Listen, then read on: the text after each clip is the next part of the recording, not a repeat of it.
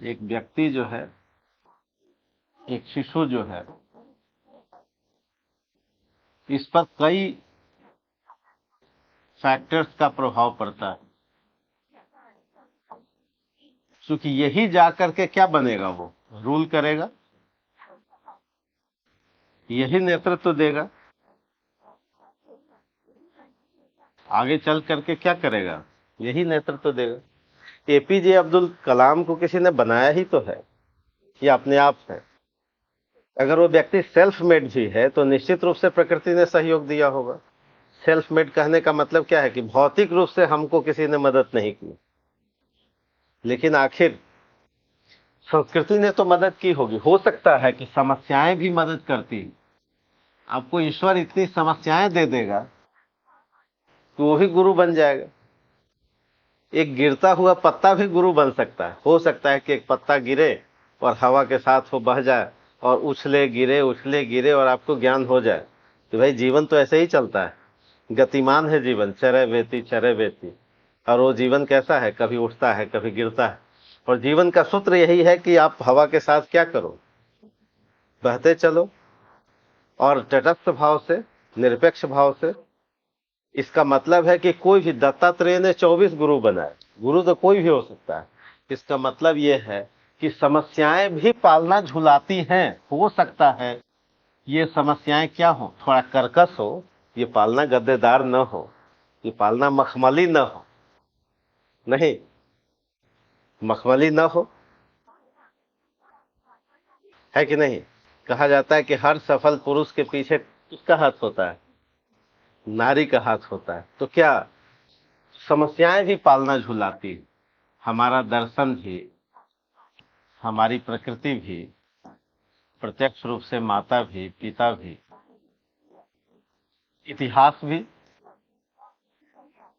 ईश्वर भी, राजनीति भी, अर्थनीति भी, भाषा भी तो पालना झुलाती है। झुलाती है कि नहीं, भाषा भी पालना झुलाती है। कुछ चीजें व्यापक भी, और जिसका कोई नहीं होता उसका खुदा तो होता ही है। अनेर धुनेर के राम रखवार, जिसका कोई नहीं है तो उसका पालना कौन झुला रहा है, खुदा झुला रहा है। अब एकलव्य को जब कोई नहीं है तो कोई तो है, उसकी अपनी इच्छा शक्ति ही है, प्रकृति ही है। ठीक है, यानी इसका मतलब है कि मनुष्य जो है निर्मित होता है, बनाया जाता है इसके द्वारा। ये सब मिल करके किसी मनुष्य को बनाते हैं, किसी राष्ट्र को बनाते हैं, किसी संस्कृति को बनाते हैं। यानी व्यक्ति के विकास में किसी एक फैक्टर का योगदान नहीं होता, वो बहुत सारी चीजों का योगदान होता है। और यही ये निबंध कह रहा है कि पालना झुलाने वाले हाथों में, यदि केवल पालना झुलाने वाले हाथ, अगर केवल आप माँ पर निबंध लिखेंगे तो क्या हो जाएगा निबंध। कई बार ये भ्रांति हो सकती है कि पालना झुलाने वाले हाथ किनके हैं, केवल माता के हैं, तो उनको केवल क्रेडिट देंगे। ये पृथ्वी भी तो माँ है, पूरा परिवेश भी तो माँ है। सृजन धर्मी जो भी सृजन कर रहा है वो माँ के ही रूप में, जो भी सृजन चेतना। सृजन ये प्रकृति भी करती है, ये धरती भी करती है, माँ भी करती है। शिक्षा भी सृजन करता है, साहित्य भी सृजन करता है। जो कविताएं हैं, जो उपन्यास है, बहुत लोगों की धारा बदल दी। हो सकता है कि एक पुष्प की अभिलाषा जो कविता आई, बहुत लोगों को प्रेरित कर गई। चाह नहीं मैं सुरबाला के गहनों में गुथा जाऊं, तो मुझे तोड़ लेना वनमाली।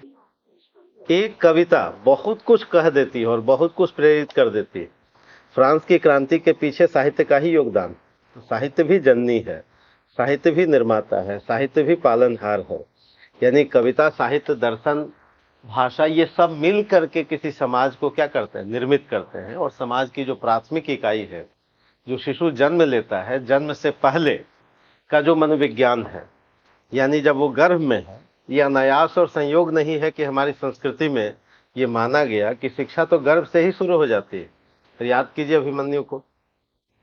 नहीं, अभिमन्यु की शिक्षा कहां से शुरू हो गई थी, जाने अनजाने गर्भ से ही। इसका मतलब है कि अगर मदर फादर झगड़ा कर रहे हों तो इसका इम्पैक्ट किस पर पड़ रहा है? अभी धरती पे नहीं आया है वो, लेकिन अगर वो कलह में हो, माता पिता परिवेश पूरा परिवेश अगर कलह में हो तो बच्चा कैसा जन्म लेगा? उसी कलह के वातावरण में है। हो सकता है वो थोड़ा विक्षिप्त हो सकता है वो समाज से क्या हो, विरक्त हो सकता है वो हिंसक प्रवृत्ति का ही जन्म ले।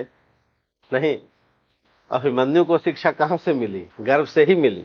और पता है कि उनकी मां सो गई थी, इसलिए जो अंतिम दरवाजा का जो सूत्र है वो अभिमन्यु नहीं जान पाए। ये हो सकता है कि पौराणिक कथा हो, लेकिन इसमें कुछ सच्चाई तो जरूर होगी।